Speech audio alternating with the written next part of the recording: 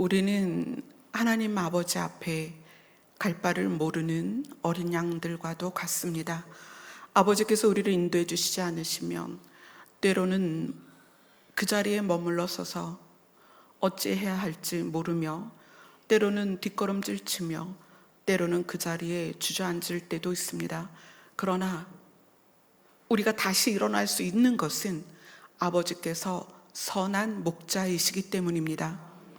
아버지께서는 반드시 우리를 살리실 것이며, 아버지께서는 반드시 우리를 푸른 초장으로 인도하실 것입니다. 그것을 믿는 믿음이 우리 안에 자라나게 하여 주시옵소서. 예수님 이름으로 기도드리옵나이다. 아멘. 오늘 말씀은 구약성경 말라기서 마지막 장이 4장입니다. 4장 4절에서 6절까지 함께 읽겠습니다. 말라기서 4장 4절부터 6절까지 구약성경의 마지막입니다. 함께 읽겠습니다. 시작. 보라, 내 종 모세에게 명령한 법 곧 율례와 법도를 기억하라. 보라, 여호와의 크고 두려운 날이 이르기 전에 내가 선지자 엘리야를 너희에게 보내리니 내가 마음을 자녀에게로 돌이키게 하고 자녀들의 마음을 그들의 아버지에게로 돌이키게 하리라. 돌이키지 아니하면 두렵건대 내가 와서 저주로 그 땅을 칠까 하노라 하시니라. 아멘. 구약 성경의 마지막 책의 마지막 장이 오늘 보는 말라기 4장입니다. 그래서 말라기 4장을 1절이 뭐라고 시작하냐면, 만군의 여호와가 이르노라. 보라, 용광로 불같은 날이 이르리니. 이 용광로 불같은 날이 이르리니, 이것이 아까 우리가 읽은 5절에는 크고 두려운 날이 이를 것이다. 용광로 불같은 날, 크고 두려운 날. 요엘서에서는 여호와의 날, 또 요한복음에서는 마지막 날. 이 마지막 날이라는 단어를, 그 표현을 요한복음에서는 6번을 강조했어요. 마지막 날. 그 외에는 이제 그 날에, 그때에, 이렇게 해서 성경 전체가 어떤 한 시점, 그게 시기적이고 또 시간적인 어떠한 시점을 계속 표현을 하고 있어요. 표현하는 단어는 다르고 표현하는 방식은 다르지만 그 날을 향하여 이 성경 전체가 가고 있다는 거예요. 그래서 여러분들이 그 부분에 대해서 인식을 해야 될 것이, 성경이 역사적인 시간으로서 그 날을 지명하고 있다면 그 날이 반드시 올 것입니다. 그런데 우리가 그날까지 못 살을 수도 있잖아요. 이 성경에서 많은 사람이 그날을 보고자 했지만 그날을 못 보고 죽은 사람들도 있고, 그날을 이제 인식하는 사람도 있고, 그날을 느끼는 사람도 있어요. 근데 우리도 그날을 못 보고 죽을 수도 있죠. 그러면 그날을 못 보고 죽는 우리에게는 죽는 그날이 그날입니다. 아멘. 그래서 우리가 역사적인 또 시대적인 종말만이 종말이 아니라 성경에서 말하는 용광로 불같은 날, 크고 두려운 날, 마지막 날, 여호와의 날, 그날, 그때라고 명시한 그 날이 역사적으로 있겠지만, 그것이 우리가 경험될 수 없는 시기에 산다 할지라도 우리가 죽는 날이 여호와 앞에 서는 그날이라는 거예요. 그래서 성경이 말하고 있는 그날을 향하여 가는 자세나 또는 그 날에 우리가 어떻게 해야 될지를 가르치는 내용에 대해서 우리는 마치 그날과 상관없을 것 같지만 너무나 깊이 상관되는 것은 나에게 있는 개인의 그날이 있다는 거예요. 근데 그 개인의 그날을 아무도 모른다는 거죠. 그렇죠? 개인의 그날. 그래서 오늘 이제 말라기 4장이 우리에게 주는 메시지가 어쩌면 시대적인 용광로 불같은 그날, 크고 두려운 날을 지명해서 시간적 역사적 사실에 대하여 우리에게 알려주고 있지만, 또 더 깊이 내려가면 내가 나의 마지막을 어떻게 준비하며 갈 것인가도 이 말라기 4장으로 우리가 볼 수 있습니다. 말라기 4장 1절을 한번 읽겠습니다. 시작. 만군의 여호와가 이르노라. 보라, 영광로 불같은 날이 이르니니 교만한 자와 악을 행하는 자는 다 지푸라기 같을 것이라. 그 이르는 날에 그들을 살라 그 뿌리와 가지를 남기지 아니할 것이로되. 네, 그날이 분명히 있을 것입니다. 역사적인 그날이에요. 반드시 올 날입니다. 그러나 그 날에 미치지 못하여 우리가 개인적인 종말을 맞이한다 할지라도 우리는 그 날에 하나님의 심판 앞에 서게 될 것입니다. 자, 그런데 그 날을 맞이하는 사람들 중에 하나님께서 구분하는 자가 있죠. 우리가 지난주에 악인과 의인을 분별할 것이다, 하나님을 섬기는 자와 섬기지 아니하는 자를 분별할 것이다 라고 3장 18절에서 함께 봤습니다. 자, 4장 2절을 같이 읽겠습니다. 시작. 내 이름을 경외하는 너희에게는 공의로운 해가 떠올라서 치료하는 광선을 비추리니 너희가 나가서 외양간에서 나온 송아지 같이 뛰리라. 이것은 단순히 우리의 몸이 치유되는 그 정도가 아니라, 해가 떠올라서 이제 다른 성경에서는 해가 날개를 펴는데, 해가 빛의 날개를 펴는 거예요. 근데 그 빛의 날개 안에 치료하는 능력이 있어서 너희가 다 치료를 받게 될 것이다. 근데 그 치료가 단순히 위염이 낫고 디스크가 고쳐지고 그게 아니라 우리가 온전한 몸으로 바뀔 거라는 거예요. 아멘. 그거에 대해서 이제 누가복음 1장을 한번 가볼게요.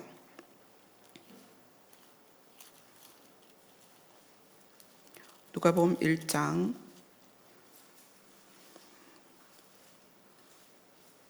78절, 79절 같이 읽습니다. 시작. 이는 우리 하나님의 긍휼로 인함이라. 이로써 돋는 해가 위로부터 우리에게 임하여 어둠과 죽음의 그늘에 앉은 자에게 비치고 우리 발을 평강의 길로 인도하시는 듯. 아멘. 이 돋는 해를 누가복음 4장 19절에서는 예수 그리스도다 이렇게 얘기해요. 예수 그리스도가 위로부터 우리에게 임하여 어둠과 죽음의 그늘에 앉아있는 우리에게 빛을 비춰서 우리를 평강의 길로 인도하시는데, 그 길이 마지막이 어디예요? 하나님의 나라라는 거예요. 하나님의 나라까지 가도록 우리를 인도할 것이다. 자, 말라기로 돌아갑니다. 말라기 4장 3절을 같이 읽겠습니다. 시작. 또 너희가 악인을 밟을 것이니 그들을 내가 정한 날에 너희 발바닥 밑에 재와 같을 것. 만군의 여호와의 말이니라. 아멘. 결국 우리는 우리의 삶의 결과를 만날 것입니다. 그래서 말라기 4장은 우리에게 말라기 3장에서도 그렇고, 사람은 두 부류로 나눈다. 의인과 악인으로 나뉘고 하나님을 섬기는 자와 섬기지 않는 자로 분리가 될 것이고, 그래서 하나님을 경외하는 자와 악인이 나뉘어서 하나님을 경외하는 자는 외양간에서 나온 송아지같이 기뻐하게 될 것이고, 악인은 뭐와 같을 것이다? 발바닥 밑에 밟히면 부서지는 재와 같을 것이다. 이렇게 이야기를 해요. 결국 우리는 우리의 삶에 대해서 굉장히 신중하게 생각을 해야 됩니다. 성경은 사람들의 끝이 반드시 이렇게 두 부류로 나뉘게 될 것이라는 것을 말하고 있습니다. 이렇게 말해주는 게 왜 그럴까요?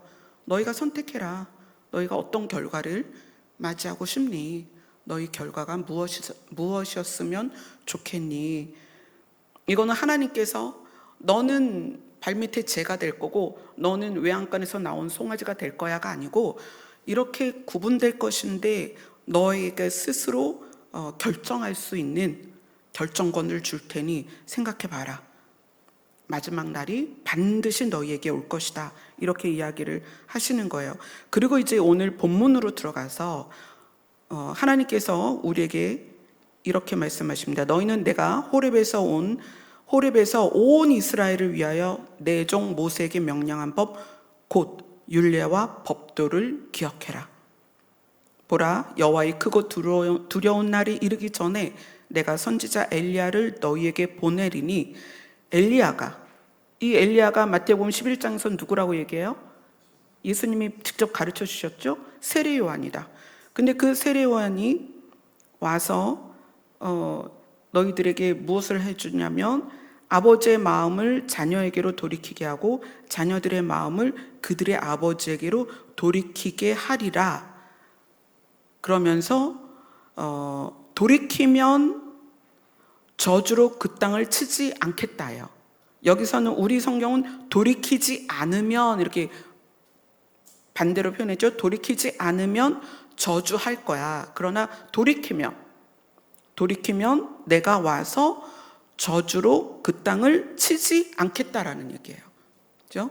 그래서 이것도 또한 우리에게 선택을 주시는 거예요. 너희들의 마음을 돌이키겠냐, 돌이키지 않겠냐. 이제 구약 성경 마지막이에요. 마지막 절에서 우리에게 이야기를 하는 거예요. 너희들의 마음을 돌이킬래, 돌이키지 않을래.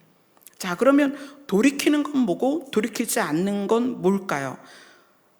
하나님은 엘리야를 통해서 예수 그리스도를 우리에게 보내시고 그리고 예수 그리스도의 사역이 우리의 마음을 돌이키게 할 건데 너희들은 그것을 돌이키든지 돌이키지 않든지 결국 너희들의 선택이다라는 말씀을 하고 있습니다.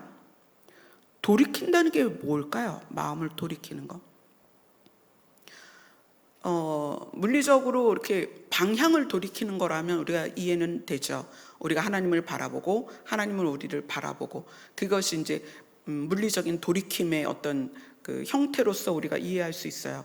그런데 우리의 신앙생활을 통해서 어떻게 하는 게 돌이키는 거냐? 사실은 이게 말라기 3장에서 그 질문을 합니다. 말라기 3장 7절을 우리가 같이 읽겠습니다. 시작. 만군의 여호와가 이르노라. 너희 조상들의 날로부터 너희가 나의 규례를 떠나지 아니하였다. 그런 내게로 돌아오라. 그리하면 나도 너희에게로 돌아가리라 하였더니 너희가 이르기를 우리가 어떻게 하여야 돌아가리이까. 네. 이미 말라기 3장에서 돌아가는 것에 대한 질문이 있었어요. 그죠? 지금 4장에서는 마음을 돌이킨다는 거예요. 그러니까 이 3장 7절에서 말하는 돌이키는 것과 우리가 지금 4장에서 말하는 우리의 마음을 돌이키는 것과 같은 주제예요. 그래서 이 3장에 나와 있는 해답이 4장에 나와 있는 해답일 수 있다는 거예요. 자녀들의 마음이 아버지께로 돌이키게 되는 그것이 3장에서 우리가 어떻게 하여야 돌아가리이까? 우리가 어떻게 하여 돌이키리이까? 라는 질문에 대한 답을 보면 알 수 있다는 거예요. 자, 그러면 말라기 3장 7절에 대한 답을 하나님께서 뭐라고 하셨죠? 온전한 11조다 이렇게 얘기를 했어요. 온전한 11조를 창고에 들여. 하나님 앞에 온전한 11조를 너희가 하지 않았다.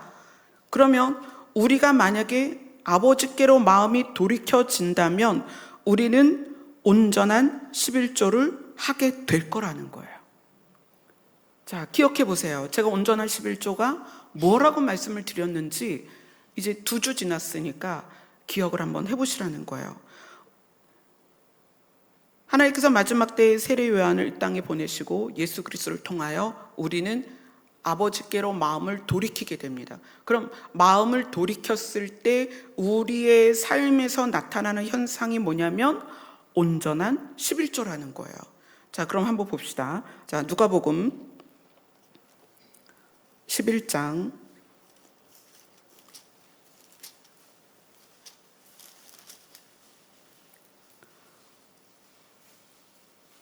42절입니다.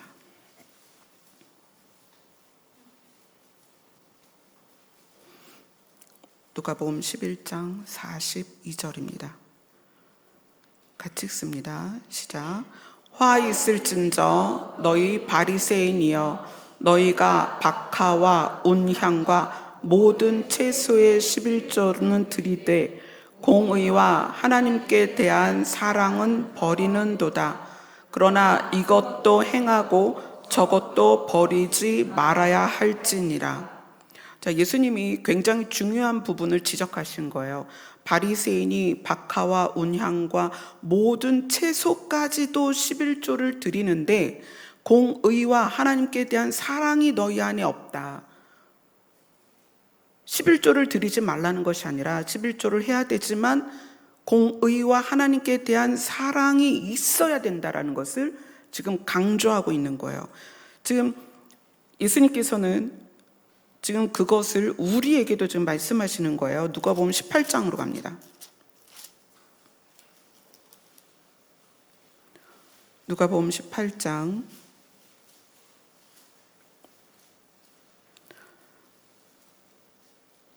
11절 12절 같이 읽습니다. 시작. 바리새인은 서서 따로 기도하여 이르되 하나님이여 나는 다른 사람들 곧 토색, 불의, 간음을 하는 자들과 같지 아니하고 이 세리와도 같지 아니함을 감사하나이다. 나는 일해에 2번씩 금식하고 또 소득의 11조를 드리나이다 하고, 지금 바리새인이 성전에 올라가서 기도를 하고 있습니다. 그리고 나중에 이제 세리가 기도를 하는데 세리가 뭐라고 기도하냐면 13절을 같이 읽습니다. 시작. 세리는 멀리 서서 감히 눈을 들어 하늘을 쳐다보지도 못하고 다만 가슴을 치며 이르되 하나님이여 불쌍히 여기소서 나는 죄인이로소이다 하였느니라. 그때 이 모습을 보신 예수님이 누구를 의롭다고 하셨는지 보면 14절을 같이 읽겠습니다. 시작. 내가 너희에게 이르노니 이에 저 바리새인이 아니고 이 사람이 의롭다 하심을 받고 그의 집으로 내려갔느니라. 무릇 자기를 높이는 자는 낮아지고 자기를 낮추는 자는 높아지리라 하시니라.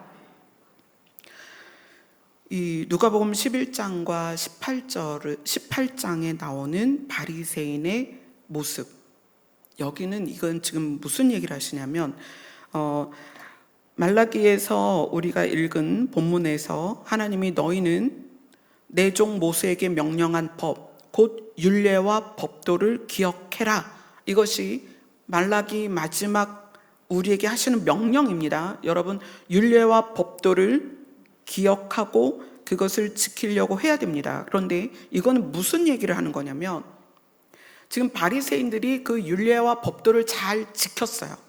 잘 지켰는데 그들 안의 시각이 율례와 법도를 지키는 이유를 모르는 거예요. 모세 전까지, 창세기 시절에 시작부터 모세 전까지 죄가 있었나요? 없었나요? 죄가 있기도 하고 없기도 했습니다. 사람들은 죄를 졌지만 율법이 없었기 때문에 죄가 없었습니다. 아시겠죠? 모세가 하나님으로부터 율법과 규례를 받기 전에는 사람들이 죄는 졌지만 죄라고 이름을 지을 수 있는 법이 없었다는 거예요. 법이. 그래서 모세가 율법을 받기 전까지는 개인이 죄를 짓기는 하지만 죄인지 몰랐다. 죄를 짓기는 했지만 죄라고 명명할 수 없었다. 그것을 죄라고 말할 수 있는 법이 없었기 때문에. 그래서 이 말라기에서 4장에서 너희는 내 종 모세에게 명령한 법, 곧 율례와 법도를 기억하라는 것은 나 자신이 율법을 통하여 내가 죄를 짓고 있는지 아닌지를 깨달으라는 거예요. 그런데 신약 성경에서 이 누가복음을 볼 때의 그 바리새인들은 그 율례와 법도를 어떻게 사용했냐면 내가 죄를 짓냐 안 짓냐를 보는 필터로 사용한 게 아니고 그것을 내가 내 눈의 필터로 끼워서 남을 판단하는 기준으로 삼았다는 거예요. 여러분, 이거 정말 중요한 거예요. 말라기 이후로 우리는 신약의 시대에 살고 있습니다. 우리는 이 구약에서 명령하는 율례와 법도가 세밀하게 우리의 삶에 적용되는 게 아니라 이제는 우리는 새 계명이 주어졌어요. 그죠? 새 계명, 예수님이 주신 새 계명이 있어요. 하나님을 사랑하고 이웃을 서로 사랑하라는 그 계명 안에 있습니다. 그런데 그 은혜의 시대의 은혜 안에 있음에도 불구하고 우리는 율법의 필터를 나에게 끼워서 나에게 들어오는 것이나 나에게서 나가는 것의 필터로 작용하지 않고 율법의 필터를 눈에 꼈다는 거예요. 누구를 보는 거예요? 그걸로? 남을 보는 거예요. 그래서 예수님이 율법을 너무나 잘 지키는 바리새인들을 향해서 율법의 필터가 어떤 역할을 하고 있니? 너 지금 율법의 필터를 네 눈에 끼고 있지 않니? 저는 저 세리와 같지 않습니다. 저는 저 세리와 같지 않기 때문에 저는 지금 잘하고 있습니다. 그것을 뭐라고 그래요? 교만이라고 하는 거예요. 스스로 높아지는 거예요. 하나님의 영광이 어떻게 높아진다고 했어요? 하나님의 영광은 하나님의 그 영광스러운 보좌, 그죠? 하나님이 그 보좌에 앉으셨죠. 하나님의 보좌는 3층 천에 있습니다. 그 자리는 변하지 않아요. 그러나 우리가 높아지면 하나님의 영광이 축소되는 거예요. 우리가 낮아지면 하나님의 영광이 높아지는 거예요. 하나님의 영광은 그분의 영광의 크기에 있는 것이 아니고 우리가 높아지느냐 낮아지느냐에 있는 거예요. 우리가 스스로 낮아질 때 하나님의 영광이 높아지는 거예요. 그분의 영광을 우리가 어떻게 높여드리겠어요? 피조물이 창조주를 어떻게 높이겠냐고요.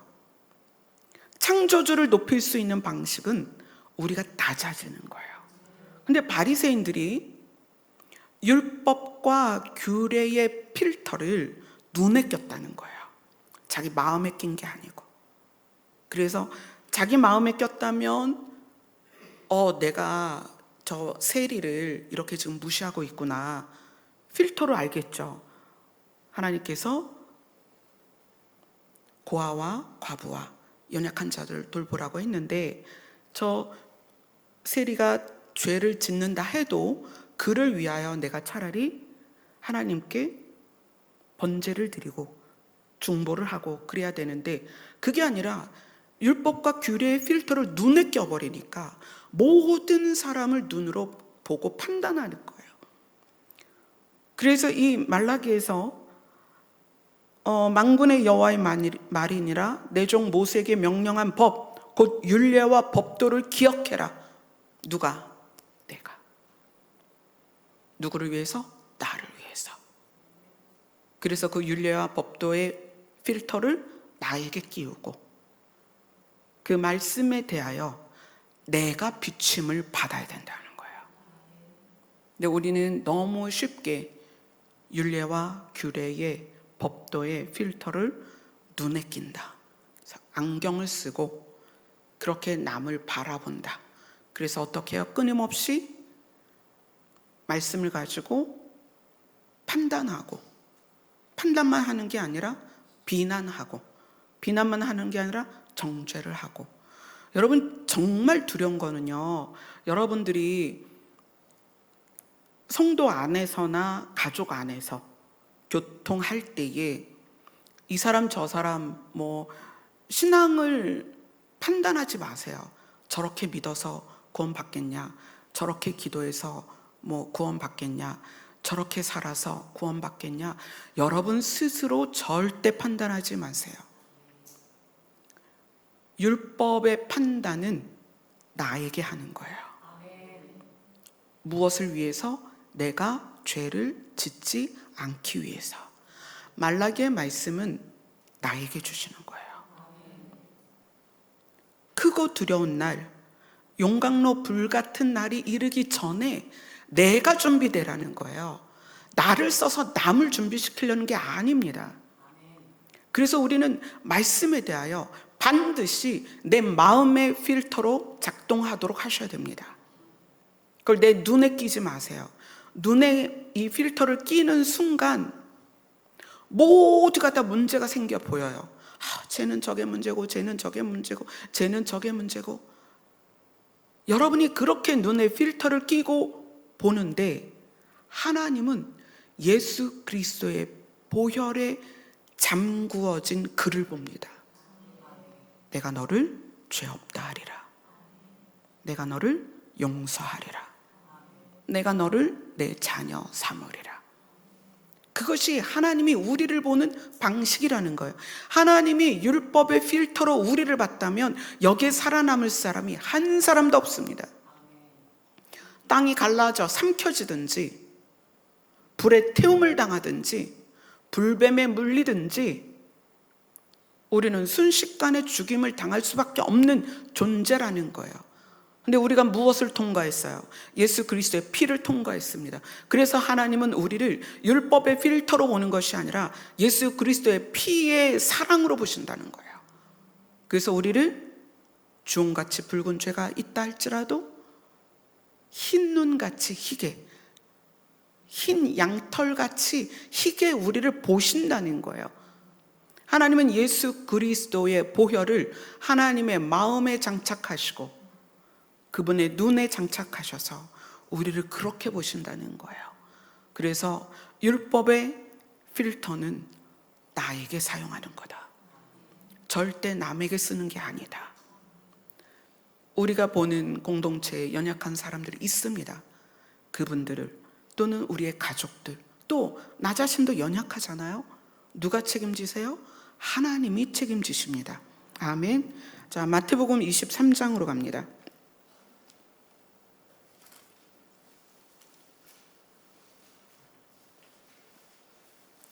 마태복음 23장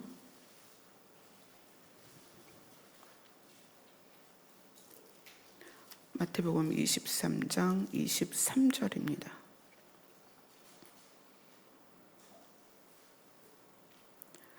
같이 읽습니다. 시작. 화 있을진저 외식하는 서기관들과 바리새인들이여, 너희가 박하와 회향과 근처의 11조는 들이되 율법에 더 중한 바 정의와 긍휼과 믿음은 버렸도다. 그러나 이것도 행하고 저것도 버리지 말아야 할지니라.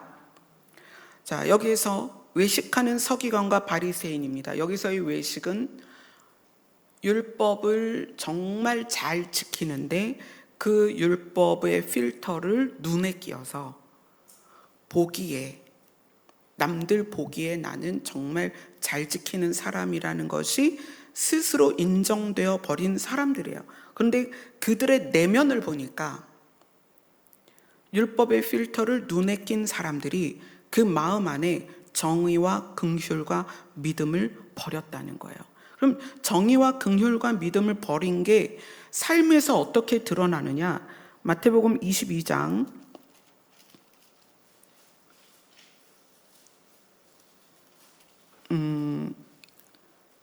거기 보지 마시고요. 그냥 그거는 조금 이따 다시 볼게요. 정의와 긍휼과 믿음을 버렸다는 것이 어디에서 나타나느냐? 과부의 두렙돈 사건에서 나와요. 그죠? 과부의 두렙돈 사건에서 그 두렙돈이 그때 시절의 화폐 단위 중에, 동전 중에 가장 작은 단위라고 합니다. 근데 그 과부에게는 그게 전 재산이었어요. 그러니까 하나님께서 마치 율법의 필터를 눈에 끼고 우리를 볼 것 같은 생각을 하니까 헌금을 많이 하는 사람이 적게 하는 사람을 보면서 야, 그것밖에 못하냐? 나는 이만큼 하니까 하나님이 기뻐하실 거야. 자, 필터를 눈에 끼면 그렇게 봅니다. 근데 예수님께서는 아니다. 너희 안에 정의와 긍휼이 있었다면 어떻게 저 과부가 저것이 전 재산일 수 있겠냐? 예수님이 그걸 지금 말씀하시는 거거든요. 교회나 또는 우리가 정말 부끄러워야 할 대목입니다. 이것이. 우리는 율법의 필터를 눈에 꼈기 때문에 교회에 열심히 나오고 예배도 잘 드리고 봉사도 많이 하고 사역도 하고 각자의 위치에서 잘 하고 있어요. 근데 그것을 잘 하고 있다고 교회도 생각을 하고 있죠. 그래서 그것을 독려하고 그래서 조직을 만들어서 그것들을 돌아가도록 하고 그것이 살아있는 교회처럼 뭔가 사역적인 면에서 두드러지면 그것이 살아있는 것처럼 생각한다는 거예요. 그러나 우리 안에 각자의 마음 안에 정의와 긍휼과 믿음이 없다면 박화와 회향과 근처의 11조를 드리는 것이 의미가 없다는 거예요. 참 이게 구분되기가 되게 어렵거든요, 겉으로는. 그러나 나중에 열매가 있어요. 내 안에 마음에 어떤 마음을 가지고 있는지는 삶의 열매로 반드시 드러납니다. 정의라는 것은 치우침이 없다는 거예요. 치우치지 않는다는 거거든요. 정의는. 그러니까 상대가 돈이 있고 없고 또는 상대가 지위가 높고 낮고 상관없이 우리의 마음에 치우침이 없는 거예요. 복음의 적용도 마찬가지고 내가 대하는 거에도 치우침이 없는 거예요. 근데 이게 이러기 쉽지가 않죠. 긍휼은 하나님이 우리를 불쌍히 여기시듯 내가 누군가를 불쌍히 여기는 마음이에요. 사실 이 긍휼이 있었다면 그 과부에게 전 재산이 두렙돈밖에 안 되겠냐는 거예요. 지금 그 긍휼이 이 사회 구조에서 사라졌다는 거죠. 믿음도 버렸다 이렇게 얘기하는데 이건 무슨 얘기일까요? 하나님을 믿는 믿음은 바리새인에게도 있었고 서기관에게도 있었습니다. 왜냐하면 서기관이나 바리새인이 하나님을 믿지 않았으면 11조를 안 했겠죠. 그죠? 근데 이들이 하나님을 믿기 때문에 박하와 회향과 근처의 11조를 드렸습니다. 왜? 그 11조를 드리면 말라기에서 복 받을 거라고 하니까 그렇게 드렸단 말이에요. 근데 이것이 진짜 믿는 믿음이냐? 우리가 다 하나님 믿어요. 여기 계신 분들 다 하나님 믿어요. 고난이 오고 연단이 오고 어려운 일이 오면은 여러분 기도하잖아요. 누구에게 기도해요? 하나님께 기도한단 말이에요.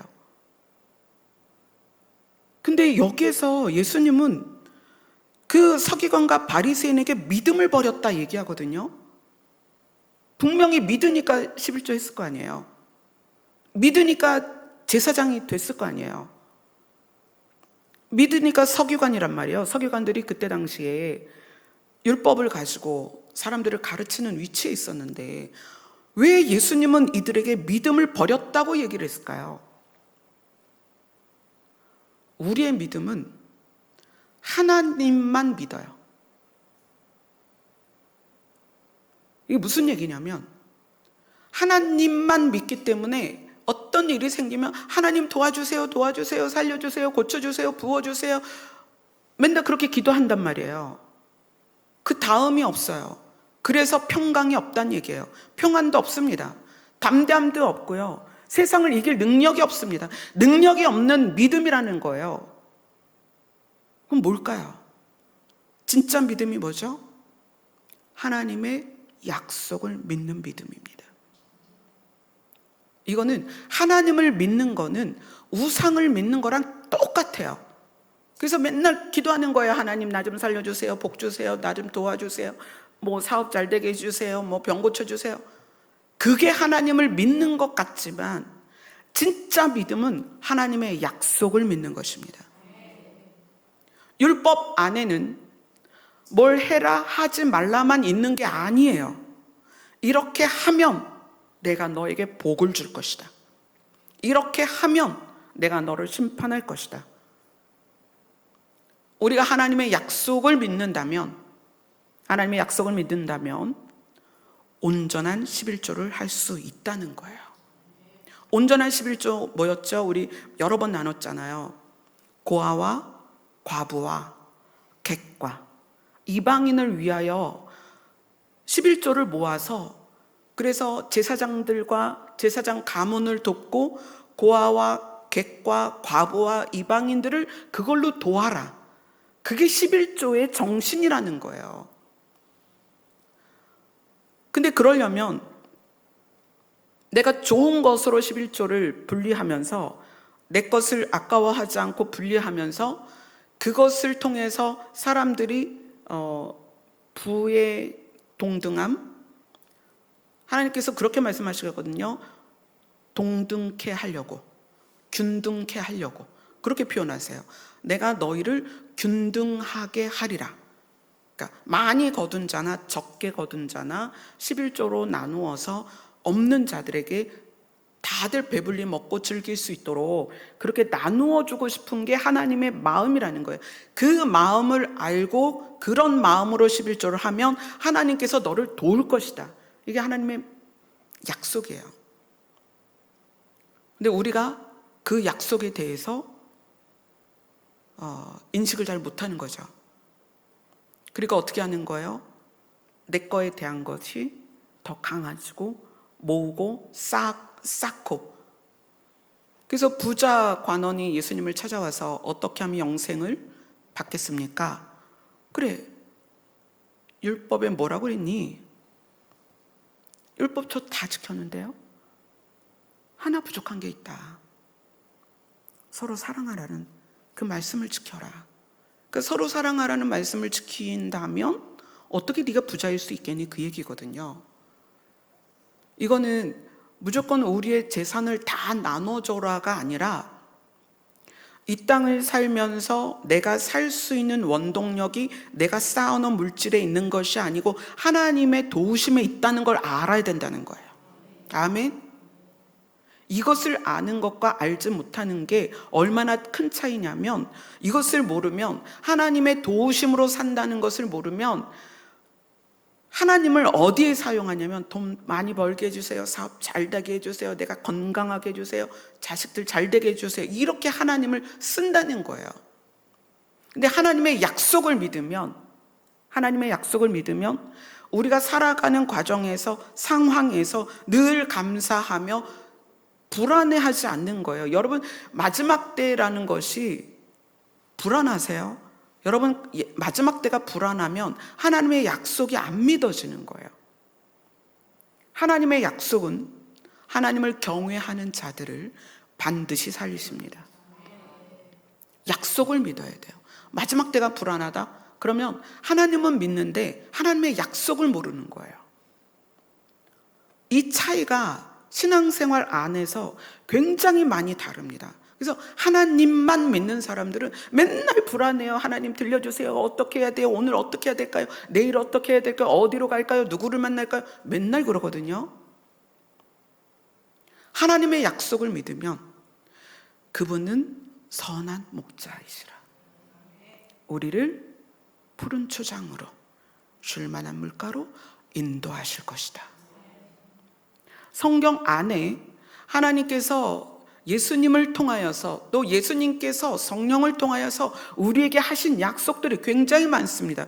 그 약속들을 늘 마음에 두고 그 약속을 믿으세요.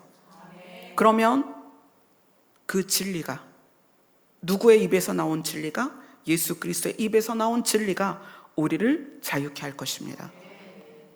예수 그리스도 안에서 나오는 평안이 우리를 평안하게 할 것입니다. 그 평안이 연약한 평안이 아니고 세상을 이기는 평안이 될 것입니다. 오늘 말라기에서는 우리가 가지고 있는 믿음에 대해서 좀 더 정확하게 알기를 원하시는 거예요. 마태복음 22장, 아까 보려고 했던 걸 다시 볼게요. 마태복음 22장 17절입니다.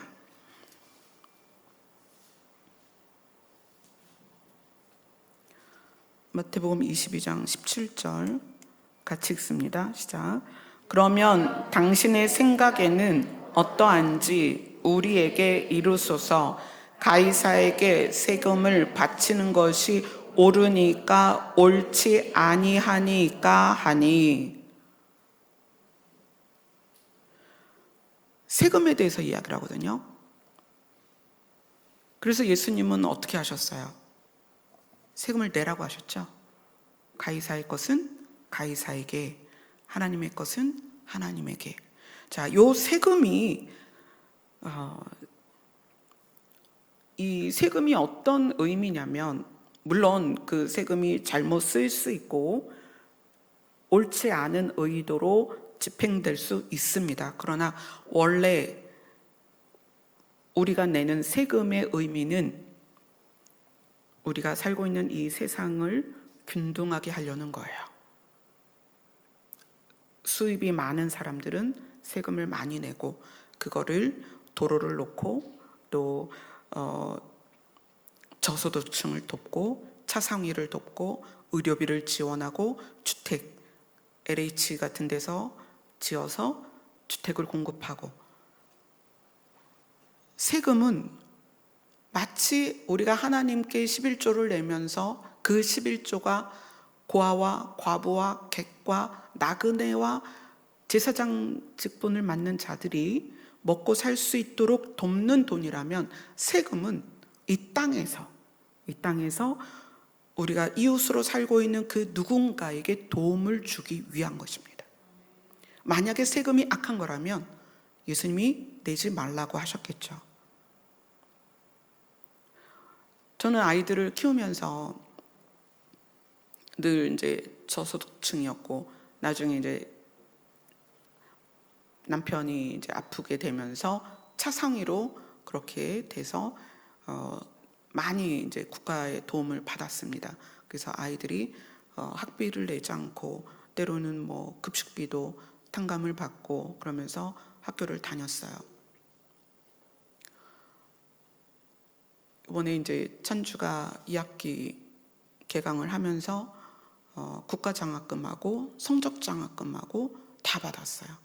그래서 엄마 70만 원만 보내주면 돼. 그래서 그걸로 한 학기 수업료를 땡쳤어요. 너무 감사하죠. 세금 내는 거 아까워하지 마세요. 그래서 제가 저희 아이들한테 그렇게 얘기를 했어요. 아이들이 학교, 중고등학교 다닐 때 너희는 나라의 도움을 너무 많이 받았다. 그래서 너희들이 어른이 돼서, 성인이 돼서 돈을 많이 벌면 세금을 많이 내라 그랬어요. 사실 정말 많은 분들이 세금의 혜택을 받습니다. 우리가 세금을 내는 이유는 정치인에게 월급을 주려는 게 아니라, 세금의 진짜 이유는 여러 사람들이 균등하게 혜택을 받고 복지를 누리고 삶을 영위할 수 있는 기초를 놓아주는 그런 징검다리 같은 역할이에요. 세금이 반드시 내야 하기 때문에 예수님께서 세금을 내라고, 그래서 가이사의 것은 가이사에게 내고 하나님께 낼 것은 하나님께 내라. 그래서 이 사회의 전반적인 구조가, 사회는 사회대로 약자를 향해서 가야 되고 교회는 교회대로 약자를 향해서 가야 됩니다. 공헌도가 아니에요. 이거는 얼만큼 교회에서 공헌을 했느냐, 얼만큼 사회에서 공헌을 했느냐, 그게 아니라, 그래서 초대교회가 그렇게 얘기했죠. 필요를 따라. 그래서 교회에서 집행되는 모든 구제는 필요를 따라입니다. 이걸 여러분 기억하셔야 돼요. 이거를 기억하지 않으면 목사님이 누구를 편애한다 또는 차별한다 이렇게 말할 수 있어요. 교회의 모든 구제는 필요를 따라 합니다. 어떤 가정은 50만 원이 필요할 수 있고 어떤 가정은 100만 원이 필요할 수 있어요. 또 어떤 가정은 주택을 드려야 하는 경우도 있고 어떤 가정은 차를 드려야 하는 경우도 있어요. 이것은 이 사람은 사랑하고 이 사람은 사랑하지 않아서가 아니라 그 가정의 필요 때문에 그렇게 하는 거예요. 그래서 간혹 그것이 여러분들에게 오해가 될 수도 있는데 저는 그것을 여러분들이 좀 이해를 해주셨으면 좋겠어요. 교회의 구제는 필요를 따라 합니다. 사랑의 크기가 아니에요. 제 관심도도 아닙니다. 제가 애착하는 사람에겐 많이 주고 누구에겐 안 주고 그게 아닙니다. 모든 교회는 필요를 따라 선을 베풀어야 합니다. 자, 말라기로 돌아가겠습니다.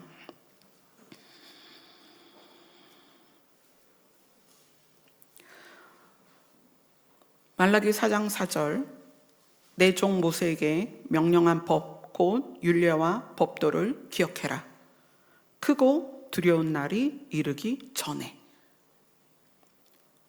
우리가 하나님이 말씀을 통해서 주신 그 진리들을 내 안에 적용시키고 내 안에 필터로 사용하라는 거예요.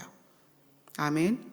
그리고 하나님께서는 우리의 마음을 아버지께로 돌이키게 하실 것입니다.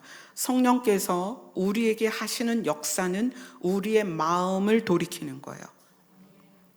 어떻게? 예수님의 마음으로. 아멘. 그렇게 우리를 돌이키게 하기 위해서 예수님께서 본을 우리에게 보여주셨습니다. 신앙생활은 내 삶이 바뀌는 것입니다. 내가 누구를 바꾸는 게 아니에요. 신앙생활은 내 삶이 바뀌는 거예요. 신앙생활은 내 마음이 바뀌는 거예요. 신앙생활은 내 마음에 있는 필터를 사용하는 거예요. 신앙생활은 그 필터를 통해서 내 마음 안에 찌꺼기들을 꺼내는 거예요. 여러분, 그게 안 되면 제가 지난주에도 말씀드린 것처럼 여러분의 급소를 찌르셔야 됩니다. 말씀은 남의 급소를 찌르는 게 아니에요. 말씀은 내 급소를 찌르는 것이다. 내가 내려놓지 못하는 그 무엇, 고집, 아집, 자만, 교만, 불만,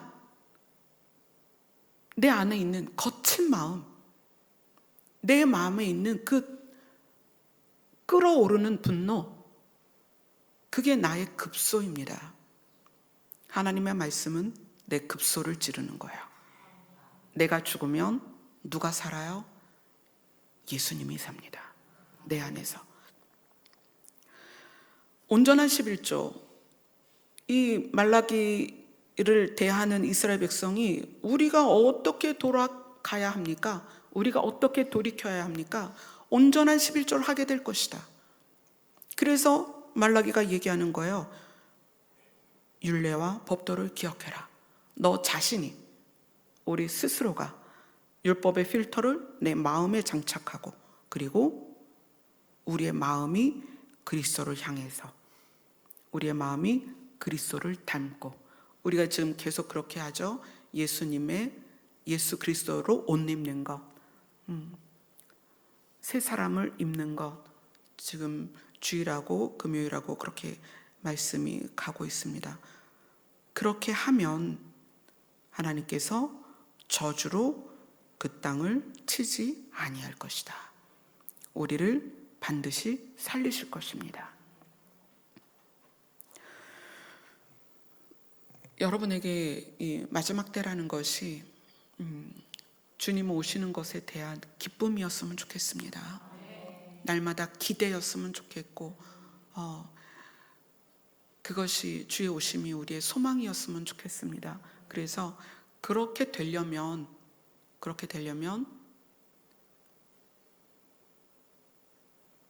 약속을 믿으셔야 돼요. 하나님의 약속. 이제 그 약속에 대해서도 이제 주일날 조금 더 나누게 될 건데, 하나님의 약속을 믿게 되면, 하나님의 약속을 의지하게 되면 진짜 그리스도 안에 있는 평안이 우리 안에 들어오게 될 것입니다. 아멘. 아멘. 우리 찬양 한정하겠습니다. 찬송가 86장입니다.